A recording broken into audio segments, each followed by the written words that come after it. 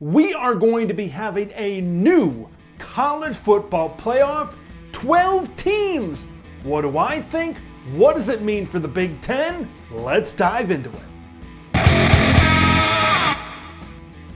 Before we get into the video about the 12-team college football playoff, just a reminder to hit subscribe, ring the bell also to stay notified if you love the B1G. This channel right here is the place to be. We're going from 4 to 12, and there's a lot to dive into because this changes the game completely.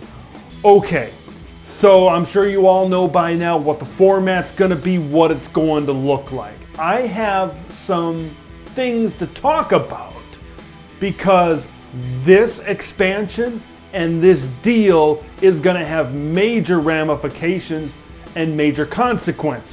Let's dive into the first one. Conference expansion. Okay, let's use an example about our beloved Big Ten. Oregon and Washington were in discussions recently. They have preliminary discussions to join the Big Ten Conference. If I'm Oregon and Washington now, and now the Pac-10/12 champion would be an automatic qualifier to get into the college football playoff, I'm not sure I'm so hasty to make the move to a tougher conference in the Big Ten. If I'm in Oregon, a Utah, a Washington, a Stanford, somebody like that, maybe staying put is the right decision. I'm probably not going to get enough revenue during the season as I would in the Big Ten, but maybe if I consistently make the playoff as the Pac-10 or Pac-12 champion year after year after year, maybe that's revenue I can make up. You get into that postseason every single year consistently, that might be worth it for teams in the Pac-10 or the Pac-12 to halt conference expansion. I think this is going to halt conference expansion big time right now. I think you're going to see a 16-team SEC and Big Ten going to stop there. Would not be surprised if the Pac-10 reaches a new TV deal, signs up with somebody, and stays at 10 members in that conference. If you're the Pac-10, if you're the ACC, I think this is good news right now because, heck, if you're at a 16-team playoff, no AQs, all those Big Ten and SEC teams are going to want as many really good programs as possible. This kind of levels the playing field a little bit in terms of conference expansion. Now, a lot of these playoff games, right, that first round, those quarterfinals, things like that, are going to take place during the month of December. So we got to give the boot to the early signing period. Not a big fan of the early signing period as it is right now. Of course, you've seen coaches have got to make split-second decisions whether they want to go to another school or stay with the... I hate the early signing period. You need to give that a boot, especially now if you're going to have playoff games in the month of December. So another thing this tells me is we're really not separating the Power 5 for the Group of 5. There's been talk, hey, maybe these Power 5, they separate from the NCAA. I don't think we're going to see any of that now at the college football playoff. The Power 5 and the Group of 5 are now as even as they've ever been, in my opinion, right?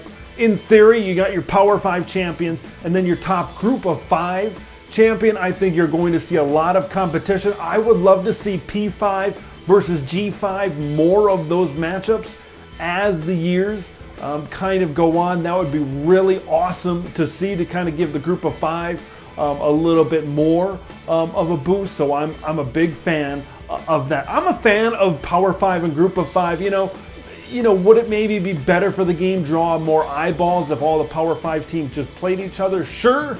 But I think you got to have that crossover, and I don't think you're going to break away from each other right now. This is good news for the Group of 5. And here's some weird things. This is just me being weird, maybe. So you're going to have bowls in the quarterfinals, and you're going to have bowls in the semifinals, rotating basis.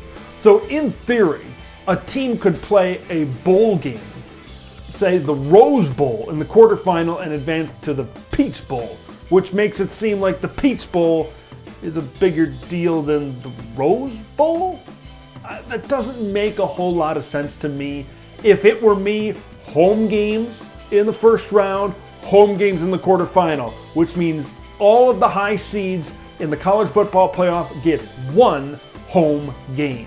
I think that would be the best way to do it, and put permanent semifinals. Put the Rose Bowl and then heck, maybe the Sugar Bowl as your permanent semifinal sites. I'm a big fan of something I saw online recently to move the bowl games to the beginning of the season.